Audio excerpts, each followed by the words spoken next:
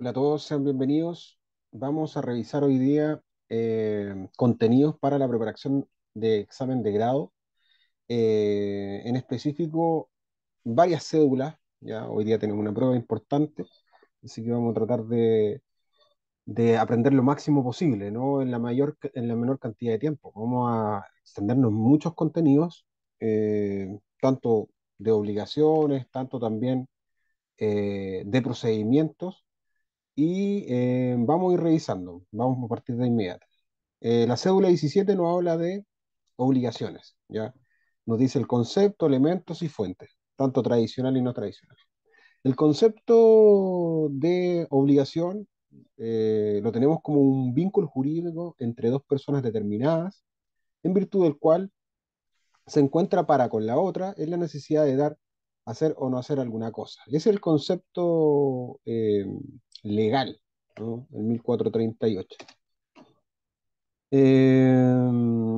Nuestro código no la define,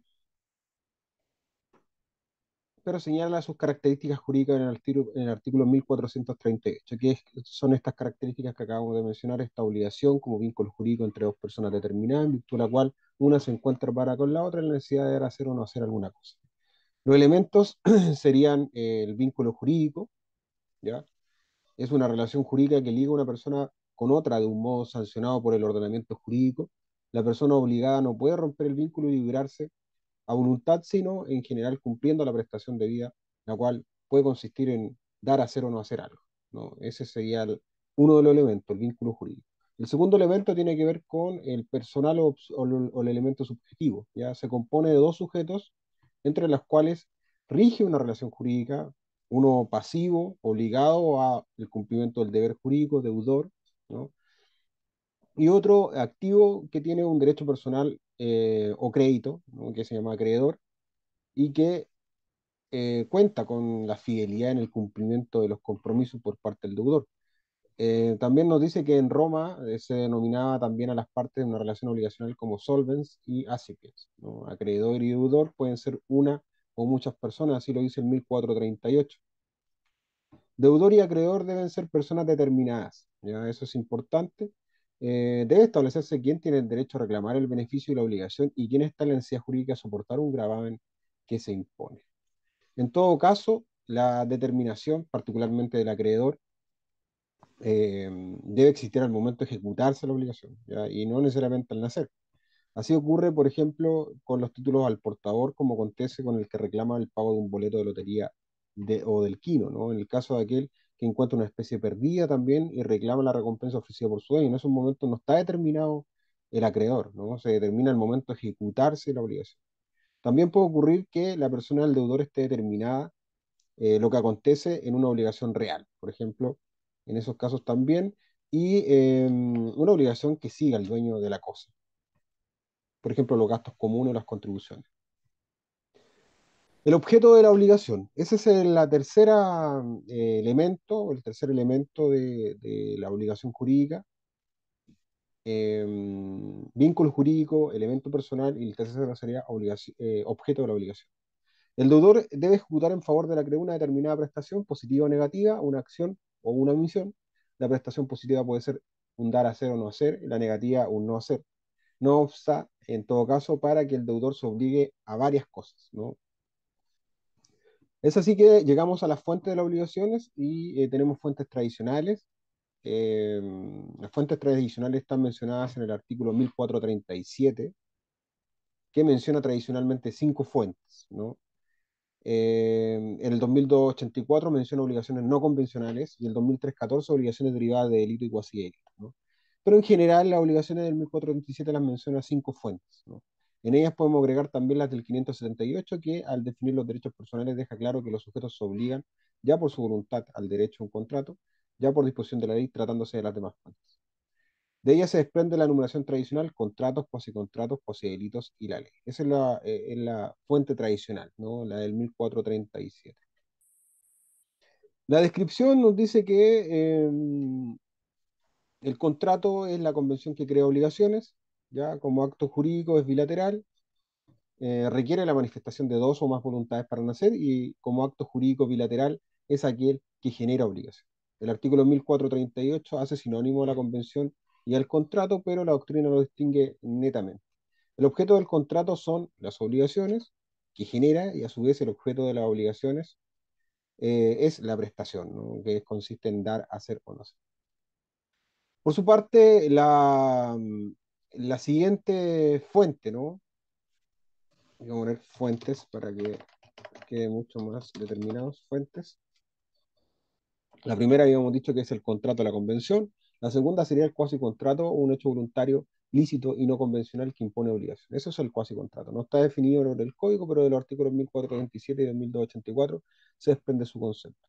Su diferencia fundamental respecto a los contratos reside en el rol que juega la voluntad. El contrato de voluntades es la esencia del contrato y el cuasi contrato, en cambio, excluye la idea de concepto de voluntades.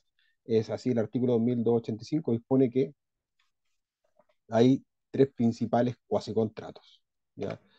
La agencia oficiosa, el pago de lo no debido y la comunidad.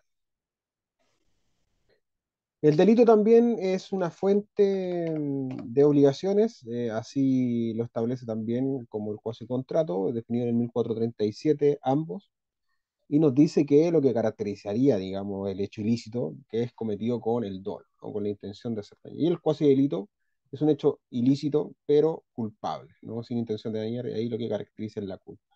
La ley es la última fuente de obligaciones. En la tradicional clasificación son obligaciones legales aquellas que no tienen otra fuente que solo la disposición de la ley, así lo determina el 568, tienen por ende carácter excepcional. Es necesario texto expreso de la ley que establezca eh, aquellas obligaciones legales. ¿No? Hay un ejemplo de la obligación de proveer alimentos. Fuentes no tradicionales tenemos la declaración unilateral de voluntad. La doctrina, particularmente en Alemania, ha venido ocupándose de una nueva fuente de obligaciones, la declaración unilateral de voluntad. Se trata de averiguar si una persona puede resultar obligada por su propia voluntad, ¿no? Sin que intervenga la voluntad de otra persona, ¿no? En cuyo beneficio se contrae la obligación. La aceptación del beneficiario será indispensable para que nazca el derecho al crédito, porque a nadie puede imponerse un derecho contra su voluntad. Pero tal aceptación no sería necesaria para la formación de la obligación. En nuestro derecho se ha dicho que tendría aplicación, por ejemplo, en las siguientes materias. Uno es la formación del consentimiento. Dice que la sola oferta liga al autor, ¿no? Ahí tenía un acto jurídico eh, una obligación, digamos, a través de una declaración unilateral, ¿no? Que sería la oferta. En el otro caso lo encontramos en el 632, inciso segundo del Código Civil, con las normas de ocupación. Dice que cuando el dueño de una cosa perdida ofrece recompensa por el hallazgo, ¿ya? En ese caso también el dueño se estaría obligando, ¿no? En caso de que se encuentre la cosa, por una declaración unilateral de voluntad. Otro caso lo encontramos en el 2489 del Código Civil, tratándose del crédito balista, subordinado cuando la subordinación emane una sola voluntad del acreedor. A juicio de algunos, el propio 1437 lo dice también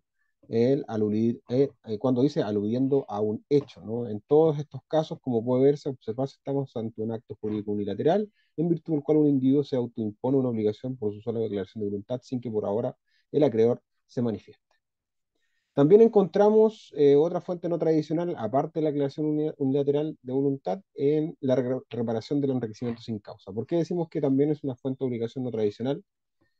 Bueno, sería la reparación del enriquecimiento sin causa, considerando la amplia recepción que tiene nuestro derecho civil, la que da manifiesto por las siguientes materias. En la acción también tenemos eh, como obligado a reparar, ¿no? El enriquecimiento sin causa, en las prestaciones mutuas, la nulidad de los actos de un incapaz, en la lesión de compraventa, en la acción de reembolso, en la acción de restitución del pago de lo no debido, en la obligación de indemnización eh, por los responsables civiles por hechos de terceros, eh, y esas, ¿no? Ahí veríamos como fuente de obligaciones al enriquecimiento sin causa.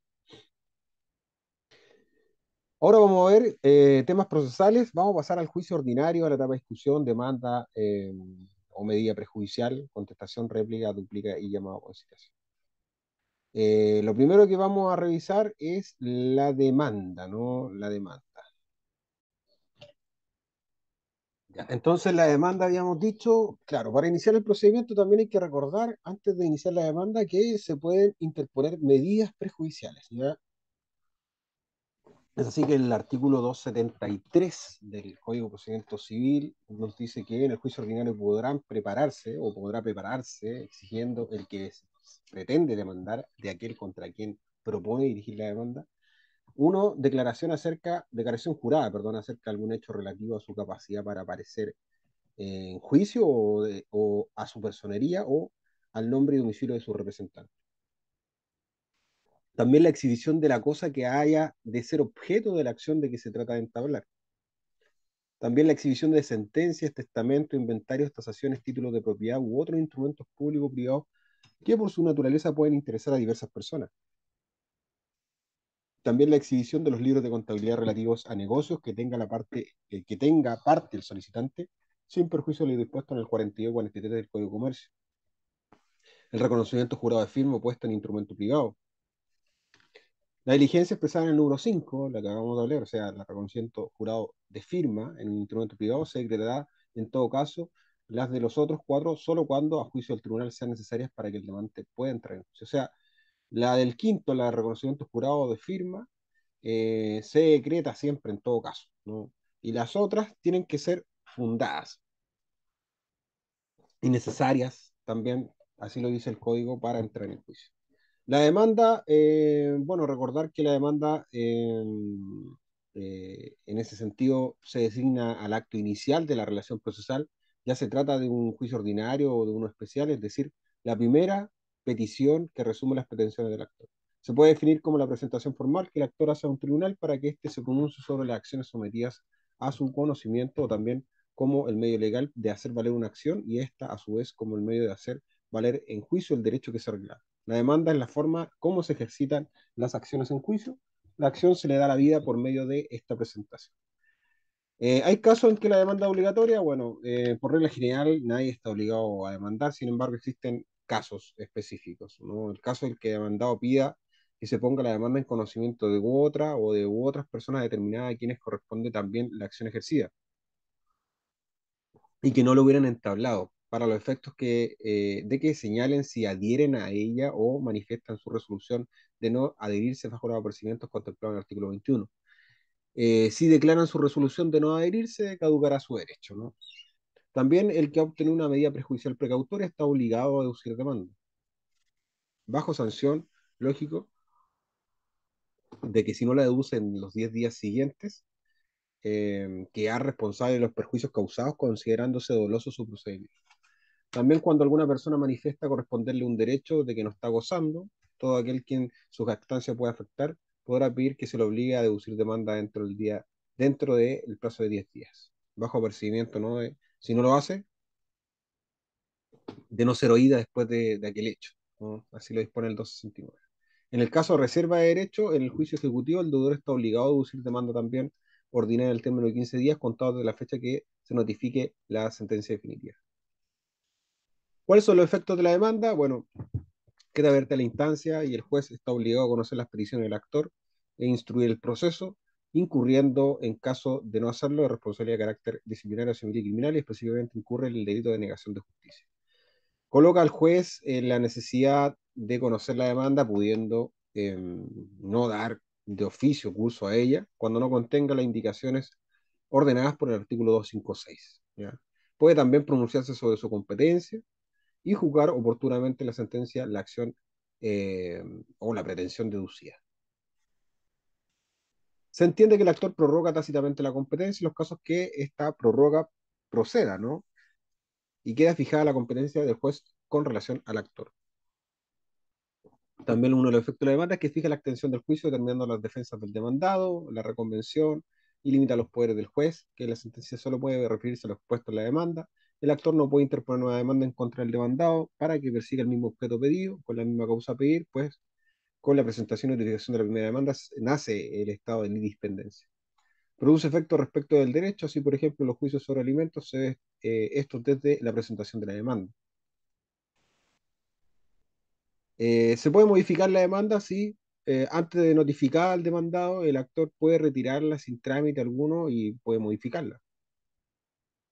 Para estos efectos se entiende como no presentada, ¿no?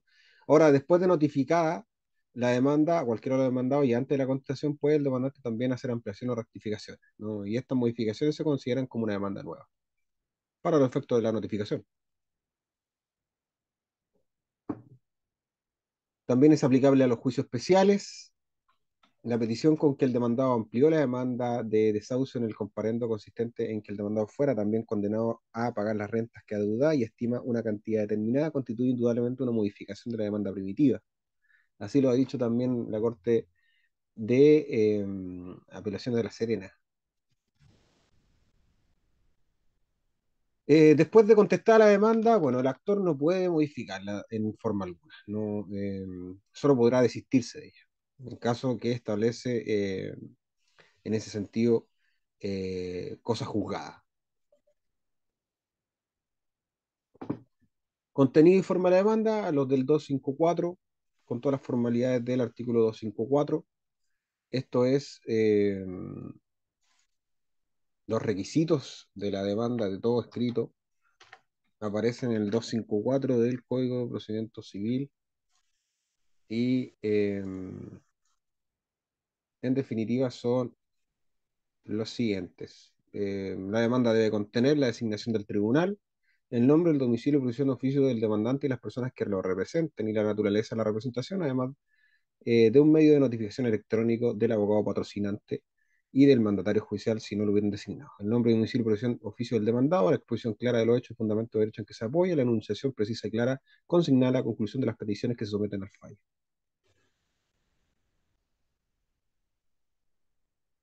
Es así que también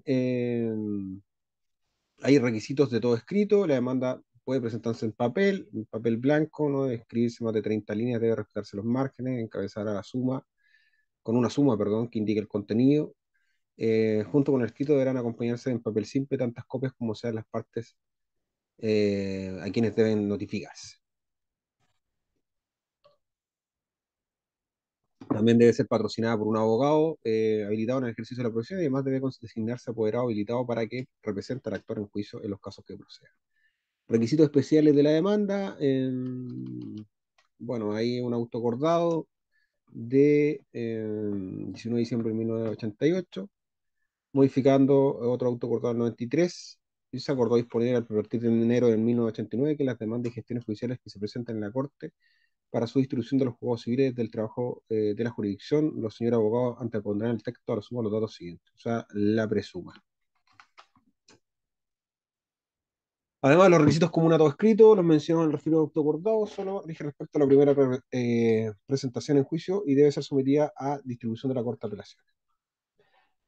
Ahí se designa el tribunal, el nombre y domicilio y profesión del demandante, la designación del domicilio del demandante, el nombre y domicilio que acabamos de leer del 254,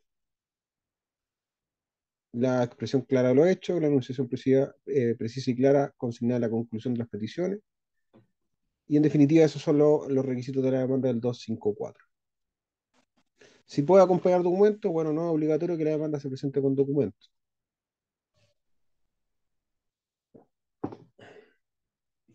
Consecuencias de la omisión de acompañar documentos.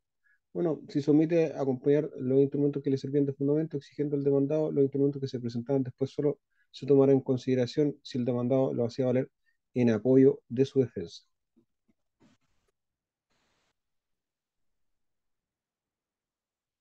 Bueno, ahí cómo se provee, esto lo vamos a eliminar, ¿eh? ¿Cómo se provee la demanda? A través de un proveído. Nos dice el lugar y la fecha exacta, a lo principal por interpuesta demanda, traslado o simplemente traslado. Al respecto, establece el 257, admitida la demanda, se conferirá traslado de ella, así lo dice el artículo 257, para que la conteste. El traslado en este caso no es más que una comunicación que será una de las partes litigantes de las pretensiones o escritos de la otra para que sea oída y exponga convenientemente su interés. Se proveerán correspondientes otros sí, se deben señalar el número de ingreso también y la firma del juez y el secretario. Bueno, hay casos en que no da curso a la demanda de oficio, lógico, los del 256 están establecidos, ¿ya?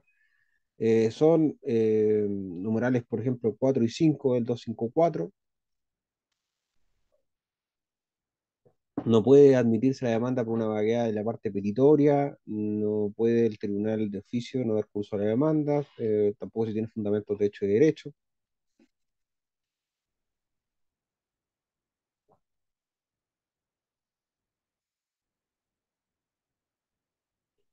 Así el 256 nos dice que el juez, el juez. Entonces decíamos que el 256 dice que el juez de oficio no dar curso a la demanda que no contenga las indicaciones ordenadas en los tres primeros números del 254, es decir, la designación del tribunal, el nombre, profesión, oficio del demandante y los que lo representan y el nombre, domicilio, profesión de oficio del demandado. También decíamos que en los tres primeros artículos del 254 el juez puede no dar curso, pero dar indicaciones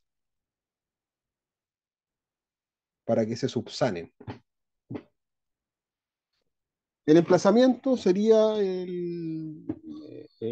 una notificación a la cual se le agrega de que el demandado comparezca al tribunal a causa de que hay una demanda interpuesta en su contra o de que se ha deducido un recurso legal. No es lo mismo ni en doctrina ni en nuestra legislación procesal citación y emplazamiento, a pesar de que algunas legislaciones extranjeras le dan significado. En el antiguo derecho romano el emplazamiento era el in ius vocatio, ¿no? El llamamiento que le hacían precisamente para responder la demanda, ¿no? Contestarla. El emplazamiento tiene dos elementos, sería la notificación hecha en forma legal y el transcurso del término que señala la ley para que el demandado comparezca al tribunal.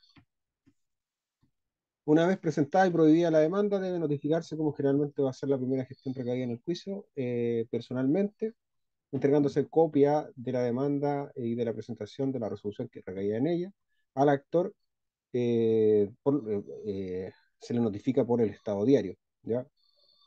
No basta que la demanda sea notificada, sino que ella debe notificarse en forma legal. Si no se notifica en forma legal, puede producirse un vicio de nulidad que por tanto puede reclamarse. El término del emplazamiento se refiere al 258, 259 y 260, diversas situaciones. Término del emplazamiento para que el demandado es notificado dentro de la comuna en que funciona el tribunal. Bueno, el término del emplazamiento para contestar la demanda será de 15 días si el demandado es notificado en la comuna donde funciona el tribunal. Se aumenta en 3 días si el demandado se encuentra en el mismo territorio, pero fuera de los límites de la comuna. Estos plazos son legales, comunes, discontinuos. El demandado tiene un término de 15 días para contestar la demanda si será notificado en la comuna donde tiene asiento el tribunal. Regla general, y se atiende al lugar donde ha sido notificado el demandado y no donde él tiene su domicilio de residencia. Este término puede aumentarse en 3 días más si el demandado se le notifica dentro del territorio jurisdiccional, pero fuera de la comuna. También el término del emplazamiento para el demandado que es notificado fuera del territorio jurisdiccional, que sirve asiento al tribunal, el 259, decíamos que si el demandado se encuentra en un territorio jurisdiccional diverso o fuera del territorio de la República, el término para contestar la demanda será 18 días. Y más el aumento que corresponde al lugar donde se encuentre, en una tabla de emplazamiento dispuesta cada 5 años por la Corte Suprema. Los 18 días señalados se aumentan entonces según lo que indique la tabla de emplazamiento. Término del emplazamiento cuando hay varios demandados, bueno, estatuye el 260, si los demandados son varios, sea que obren separado conjuntamente, el término para contestar la demanda corre para todos a la vez y se contará que expire el último término parcial que corresponda a los notificados. Efecto, notificada la demanda, transcurrió el término de emplazamiento, sea dentro de él se haya producido la contestación ficta o efectiva de ella, queda formada válidamente la relación procesal, entendiendo que la relación procesal es el vínculo jurídico que une a las partes entre sí y a ellas con el tribunal y cuyos efectos principales son la de obligar al tribunal a dictar pronunciamiento y a las partes pasar por lo que él resuelva en definitiva. La relación procesal, una vez formada, termina el tribunal que tendrá derecho y deber exclusivo de dictar pronunciamiento en la controversia que ella se refiere y además determina a las personas para quien será obligatorio ese pronunciamiento. La notificación de la demanda crea para el demandado la obligación de comparecer ante el juez y defenderse. Ya sabemos que también no puede comparecer, más en ese caso, va a quedar en evidente desventaja respecto a su contender. Además, el demandado puede, compareciendo, ¿no? Allanarse a la demanda, reconvenir, ¿no? Por consiguiente, el demandado puede asumir, una vez que se le notifique la demanda, la siguiente actitud: defenderse, no defenderse, allanarse, demandar y reconvenir. Si el demandado no se defiende, una vez expirado el término del emplazamiento, se extingue, precluye por el solo hecho de la facultad de contestar la demanda por el demandado. El tribunal de oficio a petición de parte deberá proveer lo que convenga en la prosecución del juicio, sin necesidad de certificado previo. En este caso, la providencia a dictar por el tribunal debería ser: declárese precluida la facultad del demandado para contestar la demanda por no haberse ejercido entre el plazo establecido al efecto. Traslado o réplica. Esta inactividad del demandado en primera instancia no tiene más alcance que provocar de pleno derecho y por el solo Ministerio de la Ley la preclusión de todas las facultades que no se ejercen dentro de los plazos fatales. En cambio, en segunda instancia, tiene un alcance mayor, no se toma en cuenta al apelado. En primera instancia, el demandado rebelde conserva el derecho de comparecer en cualquier momento a la instancia, pero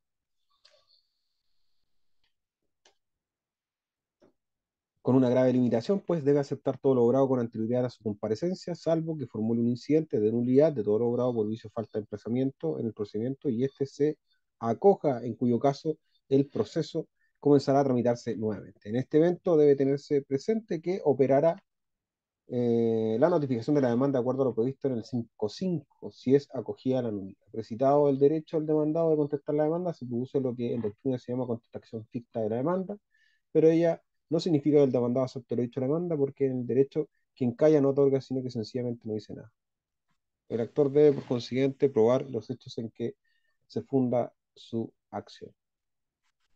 El demandado se defiende, puede defenderse poniendo excepciones dilatorias antes de contestar la demanda y contestándola también. En la contestación de la demanda pone excepciones perentorias, alegaciones o defensa, incluso puede reconvenir. Excepciones dilatorias, el concepto. La excepción es lo contrario de la acción. Podemos decir que es toda defensa que el demandado alega para finalizar o extinguir los defectos de la demanda. La palabra excepción encierra un doble contenido, uno sustancial, que comprende toda defensa que el demandado pone a las pretensiones jurídicas del actor, y otro adjetivo procesal propiamente tal y que no afecta el derecho del actor en sí mismo, sino que tiene por objeto corregir vicios del procedimiento.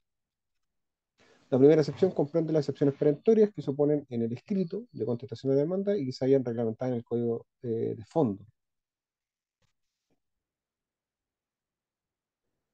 Y la última de las excepciones dilatorias legisladas en los códigos de procedimiento. Las excepciones dilatorias, entonces,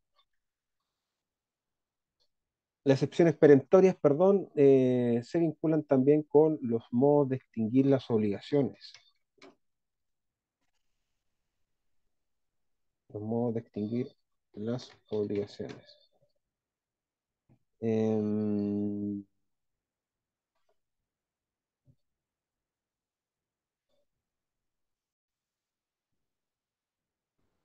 entonces se confunden, decíamos, las perentorias con los modos de extinguir las obligaciones que se encuentran en el 1567. De ahí aparecen varias, ¿ya? Nos dice que toda obligación puede extinguirse por una convención en que las partes interesadas, siendo capaces de disponer libremente lo suyo, consientan en darla por nula, mutuo disenso o resiliación. Las obligaciones se extinguen además por toda, en todo parte por la solución o pago en efectivo, novación, transacción, remisión, compensación, confunción, pérdida de la cosa debida, declaración de nulidad por rescisión o por el evento de la condición resolutoria por la prescripción de la transacción y la prescripción. Se tratará en el fin del libro, ¿no? Eso es lo que nos dice el artículo 1567, que para este efecto lo preguntan, así que lo vamos a agregar.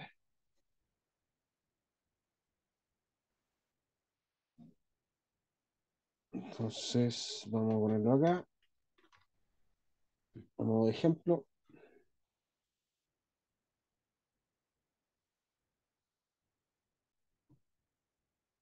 Entonces, ahí están las excepciones perentorias. También aparece un artículo en el Código de Procedimiento Civil, pero pusimos el de las dilatorias acá, ¿ya? Que sería el 303, ¿no? En donde están las dilatorias. La primera es la incompetencia del tribunal. Incompetencia del tribunal puede ser de dos clases, absoluta o relativamente incompetente, en relación a la cuantía, materia y fuero de los litigantes, la absoluta, y en relación al parte o territorial, ¿no? del tribunal donde ejerce su jurisdicción. Factores son cuatro, ya lo vimos: cuantía, materia, fuero y territorio. La competencia es un presupuesto o requisito procesal, ya sin ella no hay relación procesal válida. Mediante la excepción dilatoria de incompetencia se puede reclamar tanto la absoluta como la relativa, la ley no distingue. Tratándose de la primera, el tribunal de oficio puede declararse absolutamente incompetente a la competencia absoluta. Tratándose de la competencia relativa, debe ser interpuesta como excepción dilatoria.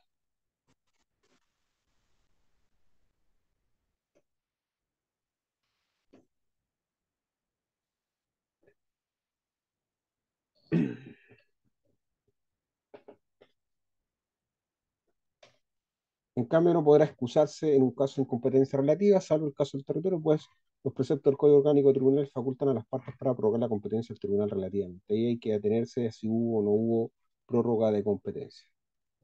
Las opciones opuestas con el carácter dilatoria, una vez rechazadas, no pueden renovarse por vía de defensa o servir de base a una nulidad procesal, por impedírselo la excepción de cosas juzgadas.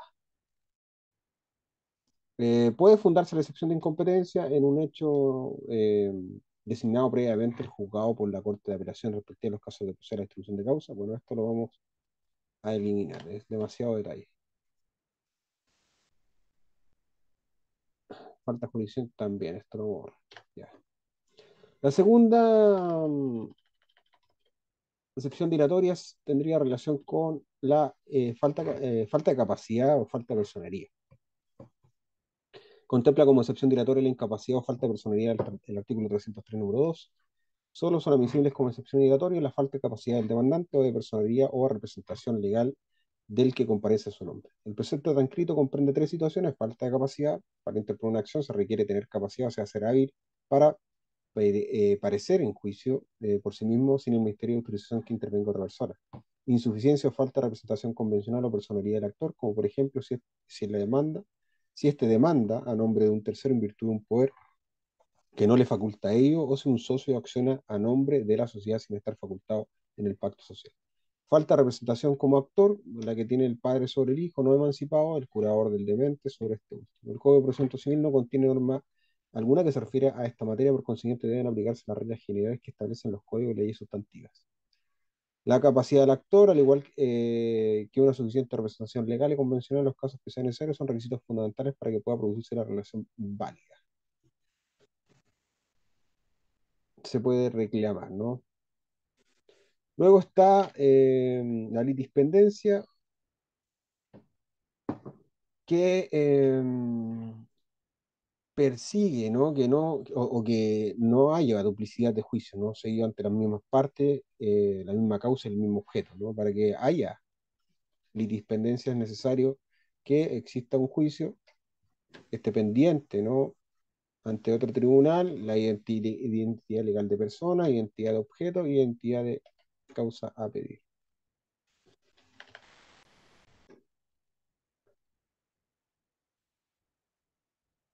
Luego está la ineptitud de libelo, que tiene relación con eh, cómo se plantea, ¿no? La ineptitud de libelo por razón de falta de algún requisito legal en el modo de proponer la demanda. Al estudiar los requisitos comunes a toda demanda, vimos los del 254, tiene que plantearse a fin de cumplir con los requisitos legales. Beneficio de exclusión está indicado en el número 5, el 303. Derecho al fiador en virtud del cual puede exigir que antes de proceder contra él se persiga la deuda en los bienes del deudor principal y en las hipotecas o prendas prestadas por este para la seguridad de la misma deuda. El artículo 306, número 6, da margen para que el demandado ponga en carácter de dilatorias todas aquellas que tengan por objeto corregir vicios del procedimiento sin afectar el fondo de la acción deducida. Esta misma disposición contiene el número 6, es la que le quita el carácter de taxatividad al 303 y define con carácter genérico la excepción dilatoria o incidente de nulidad que se pueda interponer como él.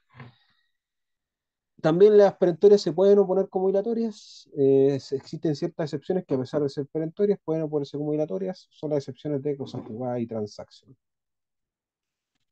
Ellas son perentorias o de fondo porque destruyen, ¿no?, la existencia misma del derecho. No tienen como objeto suspender la entrada en juicio como las dilatorias, sino que tienen el objeto de rechazar la pretensión o la acción.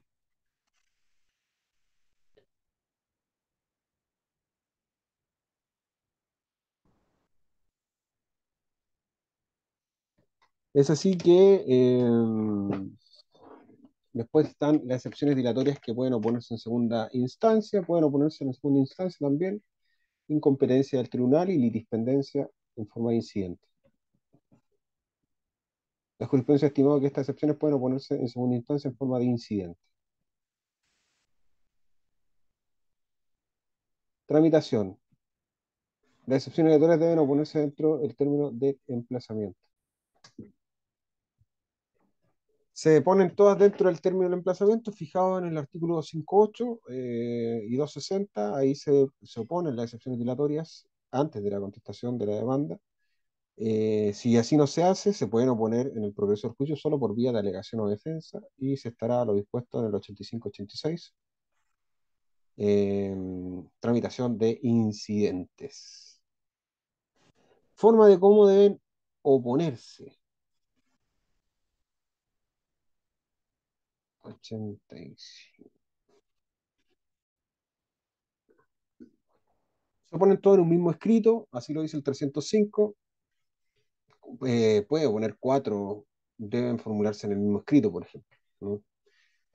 Bueno, la contestación ahora, bueno, tiene la misma importancia que la demanda para el demandante. En ella se opone a las pretensiones, ya dijimos que puede indicar las excepciones y las alegaciones. La contestación ficta de la demanda, si la parte demandada no contesta la demanda dentro del plazo en que se fija la ley, precluirá o extinguirá el derecho por el solo ministerio de la ley el vencimiento del plazo. En este caso, el tribunal de oficio o petición de parte procederá a declarar precluido el derecho a contestar la demanda y conferirá el traslado al actor para replicar sin necesidad de certificado previo. Luego viene la reconvención.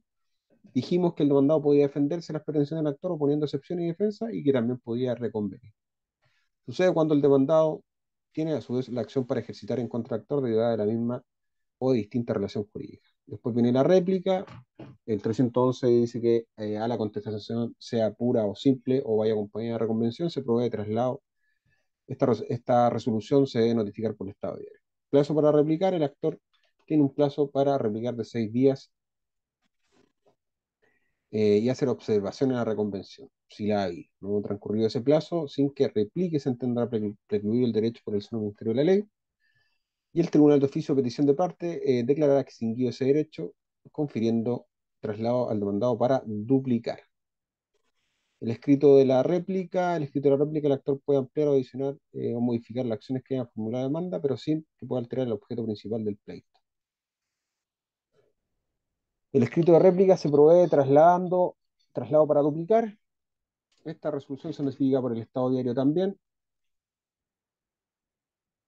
La dúplica: el demandado tiene un plazo fatal de 6 días para duplicar y para hacer valer el mismo escrito y la réplica de la reconvención, formulando su observación a la contestación a la convención que el demandante haya hecho o si la ha habido. El demandado en la dúplica podrá ampliar, adicionar o modificar, al igual que el demandante en la réplica, pero sin que pueda alterar el objeto principal del pleito. Ante la disposición indicada, bueno, ha estimado la jurisprudencia que el escrito de dúplica se puede adicionar, ampliar o las excepciones y defensas echan valer en el escrito de contestación, pero no se pueden oponer excepciones que tiendan en el grado a destruir la acción deducida porque éstas deben formularse antes de la contestación. Salvo, dijimos, la prescripción y la cosa juzgada, que serían la transacción y el pago efectivo, que pueden oponerse en cualquier momento. Luego viene el término del periodo de discusión, el llamado conciliación. obligatorio o necesario. Al efecto establece el 262 que en todo juicio en que legalmente sea admisible la transacción, con excepción de los juicios de procedimientos especiales, el juez llama a las partes a conciliación y les propone personalmente bases para darle. Para dar efecto, cita una audiencia para el día no anterior al quinto ni posterior al decimoquinto, contado desde la fecha de notificación de la resolución. Con todos los procedimientos que contempla una audiencia para recibir la contestación de la demanda, se efectuará también en ella la diligencia de conciliación. El presente llamado no obsta para que el juez, en cualquier estado de la causa, pueda efectuar en la misma convocatoria, una vez se evocado el trámite, la contestación de la demanda, otro llamado, ¿no? Con eso se termina la cédula 18, o sea, la 17, y pasamos a la 18. En la 18 se hablan de obligaciones naturales, el concepto, clasificación, análisis de su taxatividad y efecto. El concepto es que, de acuerdo al 1470, obligación natural es el vínculo jurídico entre personas determinadas en cuya virtud una se encuentra en la necesidad de jurar a favor de otra una determinada prestación, pero que no confiere al acreedor acción para demandar su cumplimiento, sino únicamente excepción para retener lo que ha dado o pagado en razón de ella. Las obligaciones naturales son excepcionales, puesto que, por regla general, la obligación otorga al acreedor acción para exigir su cumplimiento. Por tanto, son derechos estrictos, ¿no? No hay obligación natural sino en virtud de un texto expreso oral. Cabe diferenciar la obligación natural del deber moral. En la obligación natural se encuentran perfectamente determinadas las partes y la cosa debida. En el deber moral, en cambio, hay completa indeterminación respecto. Quien cumple un deber moral, cuya prestación fija la conciencia individual, realiza una liberalidad, hace una donación. Desde el punto de vista jurídico, el que cumple una obligación, sea civil o natural, verifica un pago. Solo hay obligación natural donde existió o pudo existir una obligación civil. Clasificación, bueno, el 1470 nos dice que las obligaciones son civiles o meramente naturales. Civiles son aquellas que dan derecho para exigir su cumplimiento, naturales las que no confieren derecho para exigir su cumplimiento, pero que cumplidas autorizan para retener lo que se ha dado o pagado en razón de ellas. Tales son la uno y 2, son cuatro, la uno y 2 dicen en relación con personas que, teniendo suficiente juicio y discernimiento, son y sin embargo incapaces de obligarse según las leyes, como los menores adultos. Las obligaciones civiles extinguidas por la prescripción. Y la 3 y 4, que las que proceden de actos a que faltan solemnidades que la ley exige para que se produzcan sus efectos civiles, como la de pagar un legado, un impuesto por un testamento que no se ha otorgado en la forma de vida. Y la 4, la que no han sido reconocidas en juicio por falta de prueba. Para que pueda pedirse la restitución en virtud de las cuatro clases de obligaciones, es necesario que el pago se haya hecho voluntariamente por el que tenía libre administración de sus bienes. No hay acuerdo en la doctrina, mientras que no sabemos si es taxativa o no. Claro solar para otros no lo es, para él sí. Habrá una obligación natural cada vez que la ley señale efectos que son propios de estas obligaciones. Algunos señalan como razones de texto que demostrarían que se trata de una enumeración taxativa, el inciso final del 470, en relación al 2296. En esta última norma, a propósito del cuasi contrato de pago no debido, se indica que no se podrá repetir lo que se ha dado para cumplir una obligación puramente natural de las enumeradas en 1470, ¿no? La referencia al 1470 indicaría que, para quienes postulan esta doctrina, que no existirían otros casos de obligaciones naturales. Mesa Barros, por su parte, dice que el 2096, al parecer, el propósito del legislador fue dar la enumeración de carácter taxativa, pero por sus frutos los conoceréis, y lo cierto es que en otros casos que se verán, se producen a lo menos los efectos fundamentales que la ley atribuye a las obligaciones naturales. Entonces, son en la del 1470, en las de personas incapaces relativamente, las extinguidas por la prescripción, también las que proceden de actos o que faltan solemnidades que la ley exige para que produzcan efectos civiles, y las que no han sido reconocidas en juicio por falta de prueba. Los efectos de las obligaciones naturales autorizan al acreedor para retener lo que se ha dado pagado en razón de ellas. Se trata del principal efecto. El principio fundamental en juego es el siguiente: el cumplimiento de una obligación natural no es un acto de liberalidad, sino un pago, ¿no? La obligación natural sirve de causa eficaz al pago, que por lo mismo no puede reputarse indebido. El pago deberá reunir ciertos requisitos específicos, lo dice el inciso final del 1470, que dice que es necesario que el pago se haya hecho voluntariamente por el que tenía libre administración de sus bienes. Voluntario y tener libre administración de los bienes y además cumplir con los requisitos generales del pago íntegro y conforme al tenor de lo pactado. Las obligaciones naturales pueden ser novadas, pueden ser novadas. Vamos a revisar de inmediato.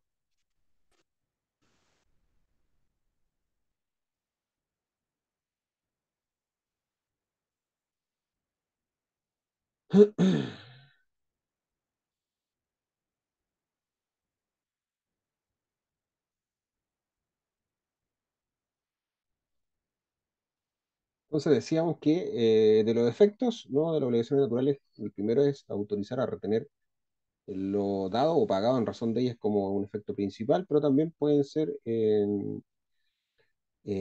novadas, ¿no? La obligación natural puede reemplazarse por una obligación civil o viceversa, ¿no? La novación no sería sino un pago con obligaciones, ¿no? En 1630, sin embargo, la obligación natural no puede ser compensada, ¿no? Compensación ilegal exige que las obligaciones recíprocas que se extingan hasta la concurrencia de la menor sean actualmente exigibles. Solamente podría ser novada.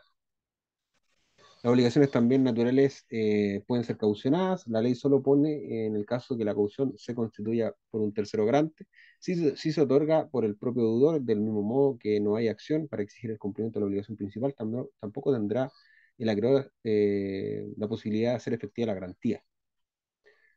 La sentencia que rechaza la demanda contra el naturalmente obligado no extingue la obligación natural. La obligación natural no resulta afectada por el fallo que absolve al deudor en razón de haber estado prescrita la deuda o por no haber logrado el acreedor probar su crédito, porque es nula por incapacidad relativa al menor, adulto o por vicios de forma del acto. Si el deudor paga, su renuncia a la cosa juzgada no supone una liberalidad, sino el cumplimiento de la obligación natural. La sentencia en este sentido es inocua, no hay cosa juzgada en materia de obligaciones naturales. Luego viene el juicio ordinario, etapa de prueba,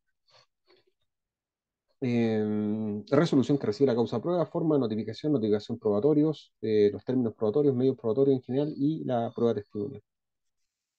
La prueba en general, según el 318, evocó el escrito de dúplica o extinguía esa facultad por no haberse ejercido dentro del plazo fatal de 6 días por el demandado, o si ha habido reconvención evocada la dúplica de ella, o extinguida esa facultad por no haberse ejercido dentro del plazo fatal por el demandante, y luego del llamado a conciliación obligatorio o necesario en los casos de que el trámite proceda, el tribunal procede a examinar la causa, digamos, el proceso para establecer en definitiva si existen hechos pertinentes y controvertidos. Si el juez estima que hay hechos sustanciales pertinentes y controvertidos, dicta una resolución ordenando recibir la causa a prueba. Resolución que tiene naturaleza jurídica de sentencia interlocutoria y fija en la misma los hechos sustanciales y pertinentes sobre los cuales va a recaer la prueba. En esa resolución deberá señalar cuáles son los hechos sustanciales, pertinentes y controvertidos, y no podrían considerarse cumplida aquella condición con la sola referencia a los hechos mencionados por las partes en determinados escritos presentados en el juicio. Además de esos puntos de prueba deben fijarse en conformidad a los hechos sustanciales controvertidos en el juicio que sean directamente pertinentes y necesarios al fallo de pronunciarse. Notificación de la resolución que ordena recibir la causa prueba. Esta resolución se notifica por cédula. Los términos probatorios, bueno, con la última notificación a las partes de la resolución que recibe la causa prueba, si no se hubiera deducido el recurso de reposición para adicionar o sacar hechos sustanciales pertinentes y controvertidos, o desde la notificación por el estado de diario de la resolución del tribunal que pronuncia sobre la última reposición, si ya se hubiera hecho valer, se inicia el segundo periodo del juicio ordinario, llamado periodo de prueba. El término probatorio es simplemente un espacio de tiempo que la ley señala a las partes para rendir la prueba en el juicio y particularmente para rendir la prueba testimonial.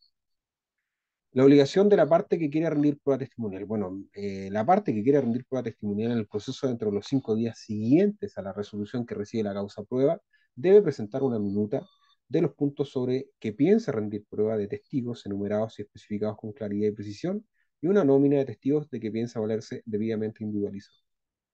El término probatorio es fatal para los efectos de ofrecer y rendir la prueba testimonial,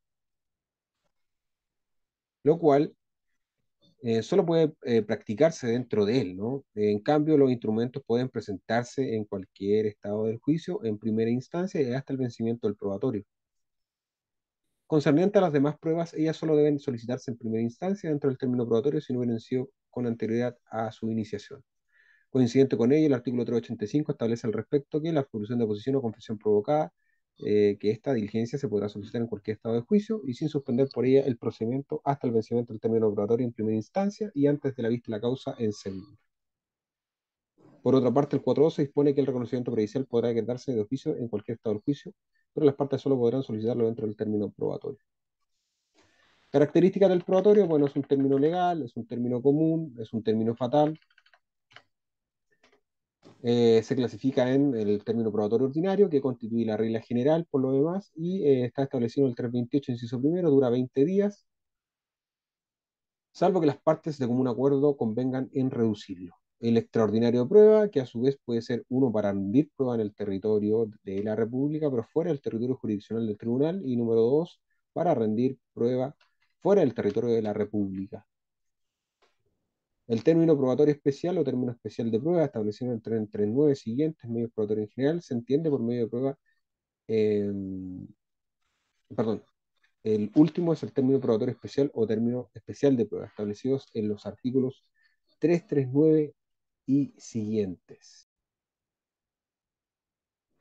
Luego de eso, los medios probatorios en general se entiende por medio de prueba el instrumento, cosa o circunstancia que en los que el juez encuentra los motivos de convicción, ¿no? Para resolver el asunto controvertido. La ley ha indicado con claridad y precisión en forma taxativa los medios de prueba, no ha dejado esto entregados al arbitrio o capricho de los particulares. El 1698, inciso 2 del Código Civil dispone que las pruebas consisten en instrumentos público-privados, testigos, presunciones, confesión de parte, juramento diferido, inspección personal del juez. El Código de Procedimiento Civil, por su parte, en 341 establece como medios de prueba que pueden usarse en un juicio instrumentos, testigos, confesión de parte, inspección del tribunal, informe peritos y presunciones. Como puede notarse, el Código de Procedimiento Civil agregó a los medios de prueba señalados en el Código Civil el informe de peritos. Reglas reguladoras de la prueba, bueno, en el sistema chileno, el Código de Procedimiento Civil, es el sistema de prueba legal o tasada. Las pruebas legales son aquellas en las cuales la ley señala por anticipado al juez el grado de eficacia de determinados medios probatorios. Ya lo vamos a ver con respecto a la prueba testimonial, cómo se asignan los valores probatorios. Vamos a analizar la prueba testimonial. Dice, el testimonio en juicio puede emanar de las partes o de terceros. En el primer caso, ese testimonio constituye una prueba confesional, se emana de las partes. Y en el segundo, cuando emana de tercero, estamos en presencia de la testimonial. La clasificación, testigos presenciales, testigos de oídas. Testigos presenciales son aquellos los que están presentes. Testigos de oídas son básicamente aquellos que relatan los hechos porque han percibido por sus propios sentidos, ¿no? Y que solo conocen por el dicho de otras personas. Testigos singulares son aquellos que están de acuerdo acerca del hecho fundamental sobre lo que oponen, pero difieren de los detalles de este. Los contestes son aquellos que están de acuerdo con todo. Instrumental aquellos que han estado presentes en el momento de otorgarse un instrumento público. Los testigos deben ser personas capaces, la ley lo exige para establecer que es hábil para testificar en juicio toda persona que la ley no declara inhábil. O sea, la regla general es la capacidad de los testigos. Las inhabilidades establecidas por ley son de dos clases. La primera, absoluta, la segunda, relativa, ¿no? Afectan a ciertas personas en casos determinados. Las incapacidades han sido establecidas atendiendo tres razones: por la falta de capacidad para percibir los hechos sobre los que declara el testigo, son las comprendidas en el 357, número 1 y 5. Se trata de inhabilidades absolutas, ¿ya? O sea, las primeras son inhabilidades absolutas.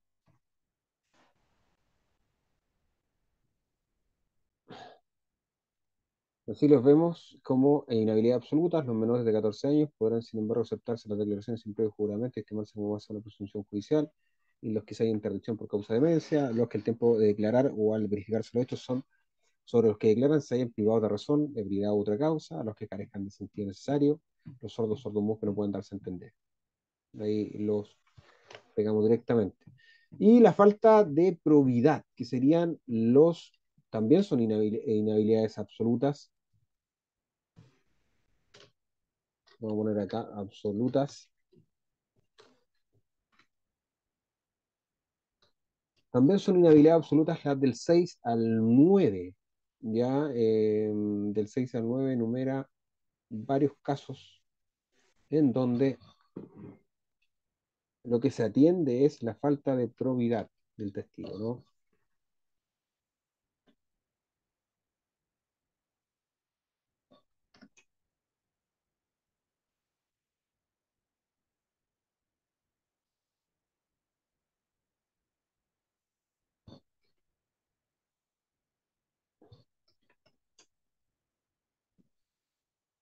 Ahí pusimos el 6, el 7, el 8 y el 9, ¿ya? Y luego estarían los de falta de imparcialidad por apreciar los hechos sobre los cuales declara el testigo, ya que ahí aparecen las incapacidades relativas, ¿ya? Como lo veremos en su oportunidad, las inhabilidades deben hacerse valer oportunamente por medio de las tachas, por el juez no está en condiciones para conocer las incapacidades que tienen los testigos. Excepcionalmente, el juez puede repeler de oficio a los testigos que notoriamente aparezcan eh, una inhabilidad absoluta, ¿no? Pero las relativas no. Es así que las relativas las vamos a poner también acá para que puedan ser percibidas, ¿no?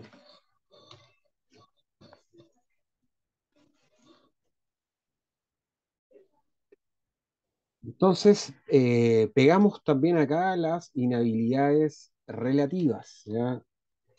Las relativas.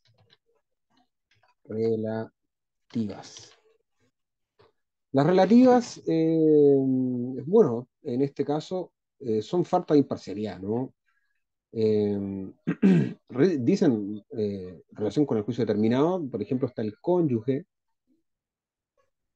parientes legítimos hasta el cuarto grado, los ascendientes, descendientes, los pupilos, los criados, los trabajadores, los que a juicio del tribunal carezcan de imparcialidad, los que tengan íntima amistad, el número 7 que es como el más usado.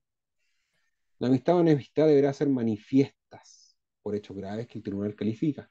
Las inhabilidades mencionadas en este artículo no podrán hacerse valer cuando la parte a cuyo favor se han hecho, se hayan establecidas presentes como testigos a las mismas personas a quienes podrían aplicarse dichas tachas. Como lo veremos en su oportunidad, las inhabilidades deben hacerse valer oportunamente por medio de las tachas, pues el juez no está en condiciones de aplicar incapacidades. Excepcionalmente, el juez puede repeler de oficio a testigos con inhabilidad absoluta. Se pueden probar hechos, los testimonios sirven para probar hechos, ¿no? Entenderse como todo suceso de orden físico o moral. De las obligaciones también concierne que se encuentra en el 1708, que dice que no se admitirá prueba de testigo respecto a una obligación que haya debido consignarse por escrito, ¿no? Las obligaciones que deben consignarse por escrito son las del 1701, las que emanan de acto contrato solemnes, ¿no? Los actos y contratos que contengan la entrega o promesa de una cosa que valga más de 2 unidades tributarias. Eh, Cabe observar también que esta disposición se refiere únicamente a actos o contratos, pero los hechos que dan nacimiento a las obligaciones de más de 2 unidades tributarias que no sean actos o contratos pueden ser probados por testigos, cualquiera que sea su monto. Además, esta disposición excluye solamente a la testimonial. Debe constar por escrito, por último, las modificaciones o alteraciones de cualquier naturaleza que se hagan en un acto o contrato que contenga, como la entrega, una promesa, una cosa que valga más de 2 unidades tributarias mensuales. La ley establece que toda persona, cualquiera que sea su estado de profesión, está obligada a declarar, ¿no? Estas son las personas que están obligadas a declarar y concurrir a la audiencia. Pero puede suceder que un testigo no concurra o concurriendo se niegue a declarar, ¿no? En este caso, la ley también se ha puesto y el 380 dice que siempre que lo pida algunas partes, el tribunal mandará citar a los testigos, ¿no? La citación a través del artículo 380.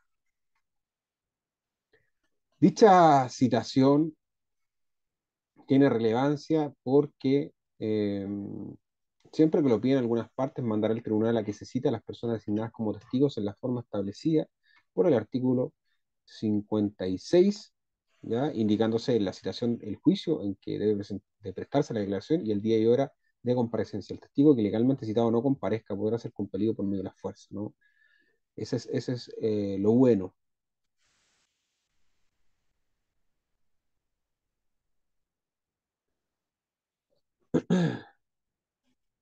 Entonces, el 380 contiene esta citación, ¿no?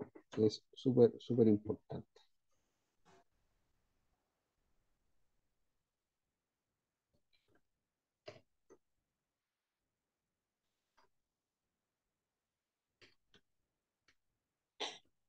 Ahí está el 380. Siempre que alguna de las partes manda al tribunal a que se cite a las personas designadas como testigos en la forma del artículo 56.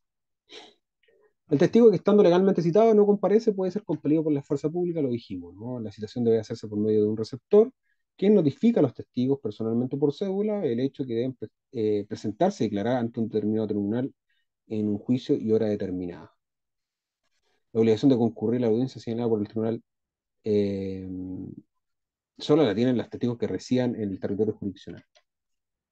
Además de las sanciones que hemos indicado, puede el testigo incurrir en responsabilidad penal, que consiste en la pena de prisión en su grado mínimo máximo o multa de 5 sueldos vitales si se niega a comparecer a prestar declaración habiendo sido citado legalmente. La obligación no es solo de comparecer ante el juez y responder las preguntas, sino también de decir la verdad. Aunque parezca de perogrullo, es útil recordarlo porque muchas personas lo olvidan. Los testigos en juicio no dicen la verdad, cometen un delito específico que es el falso testimonio en causa civil penado por el artículo 209 del Código Penal. Al efecto, el artículo 381 establece que tiene el testigo derecho para reclamar de la persona que lo presenta el abono de los gastos que le imponga la comparecencia. Se entenderá renunciado a este derecho si no se ejerce en plazo de 20 días contados desde la fecha en que se presta la declaración, ¿no? Y el derecho del testigo para reclamar de la persona que lo presenta el abono de los gastos que imponga la comparecencia.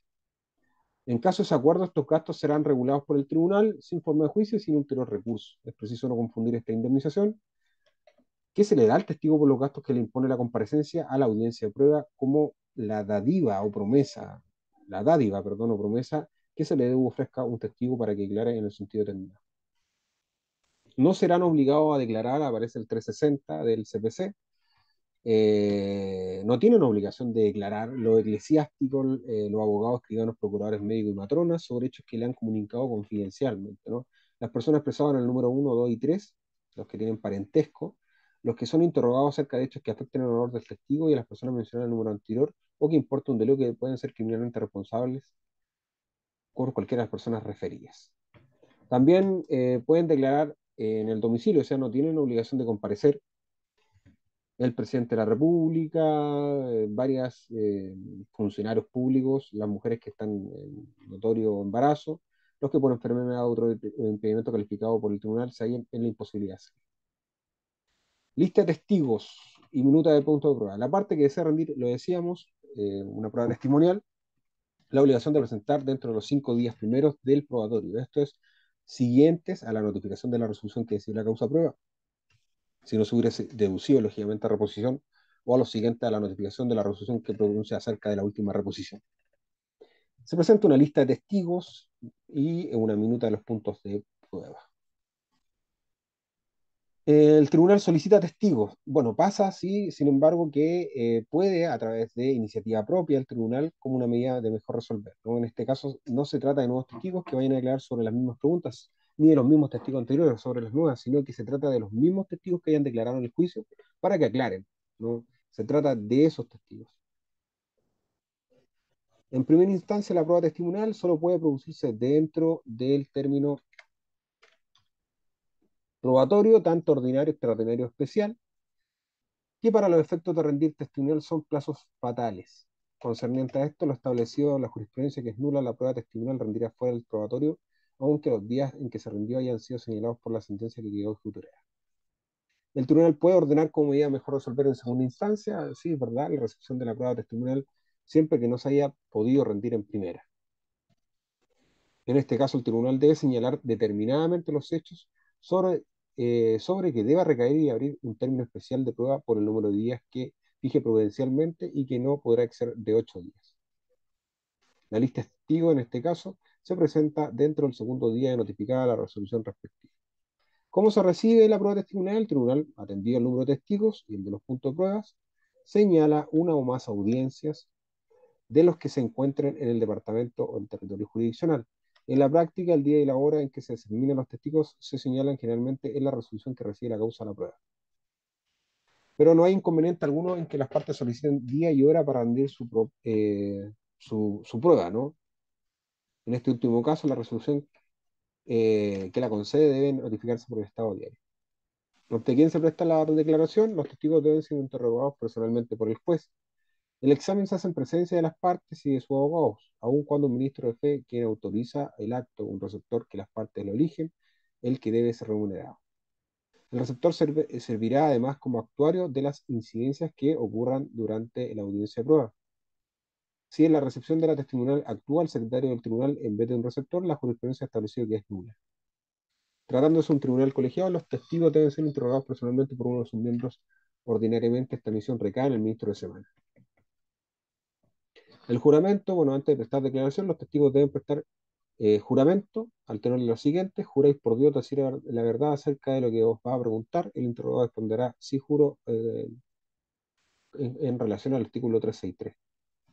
Orden de las declaraciones: para asegurar la eficacia de la prueba, evitando que los testigos conozcan las declaraciones de los otros, previene, ¿no?, el artículo 364 la situación, y nos dice que los testigos de cada parte son examinados separadamente y sucesivamente, principiando por los del demandante, sin que puedan unos presenciar las declaraciones de otros. El tribunal adoptará las medidas conducentes para evitar que los testigos vayan declarando puedan comunicarse con los que no hayan prestado declaración.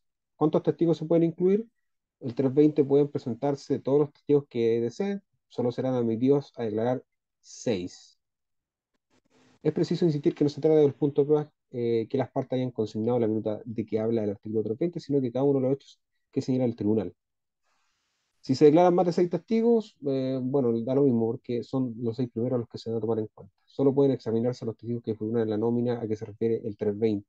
Sin embargo, el tribunal puede admitir otros testigos en casos muy calificados siempre que jure la parte que los presenta que no tuvo conocimiento de ellos.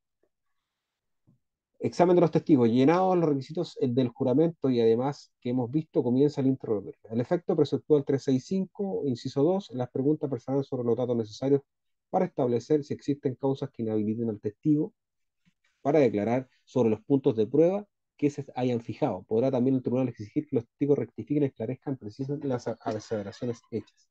El testigo no habla o no entiende castellano, bueno, en ese caso eh, será examinado a través de un intérprete. Los testigos pueden reconocer instrumentos ya para verificar para establecer su autenticidad.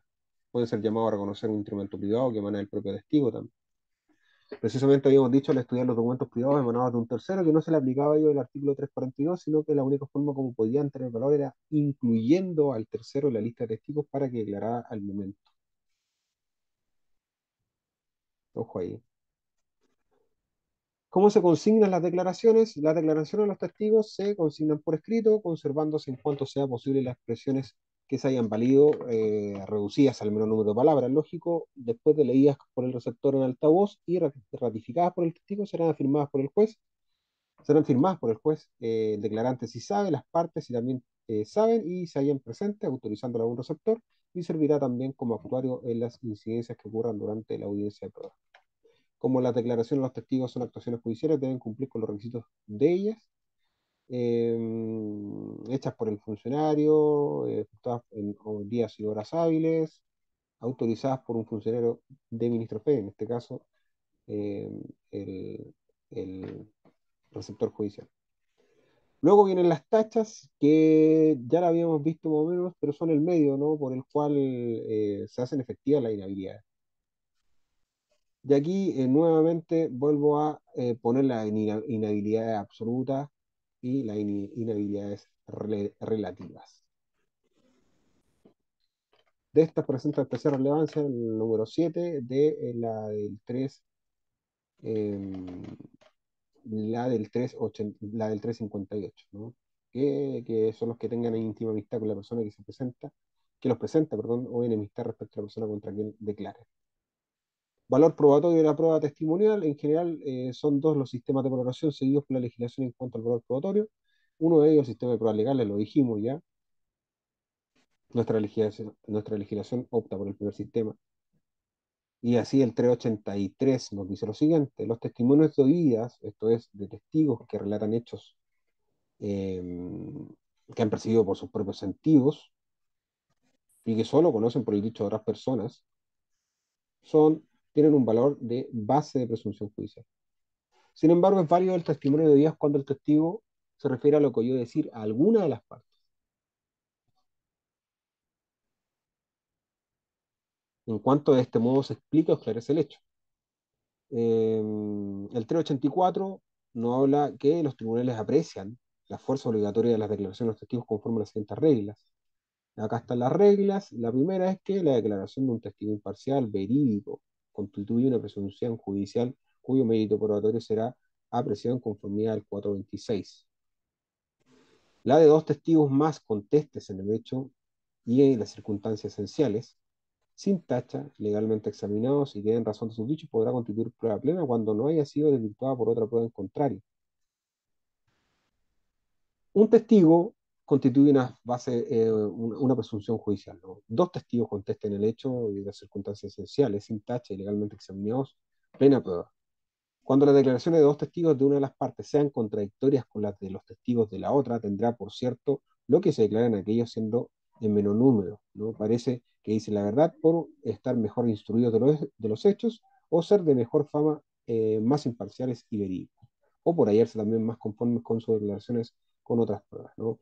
Cuando hay declaraciones de testigos contradictorias, ¿no? Se tienen por cierto aquellos que, aún siendo en menor número, parece que dicen la verdad y están mejor instruidos en los hechos, ¿no? O también porque son de mejor fama, más imparciales o verídicos, o más conformes con las declaraciones, ¿no? También cuando los testigos de una u otra parte reúnan iguales condiciones de ciencia, de imparcialidad y de veracidad, tendrán por cierto que declare el mayor número. Cuando hay testigos que tanto de una u otra parte reúnan condiciones de ciencia, de imparcialidad y de veracidad, tendrán por cierto lo que declare el mayor número. Se atienda al número. Cuando los testigos de una u otra parte sean iguales en circunstancia y en número, de tal modo que la sana razón no puede inclinarse a dar más crédito a los unos que a los otros, tendrán igualmente por no probado el hecho, ¿no? Una suerte de empate. Y cuando sean contradictorias las declaraciones de los testigos de una misma parte, las que favorezcan a la parte contraria se consideran presentadas por esta, apreciándose el mérito probatorio de todas ellas en conformidad a reglas presentes. O sea, cuando las declaraciones de los testigos son contradictorias, pero de una misma parte, las que favorezcan a la parte contraria se consideran presentadas por esta. Así que, ojo ahí. Vamos a quedar hasta acá y en el siguiente video vamos a revisar las cédula 19 y la 20, me parece.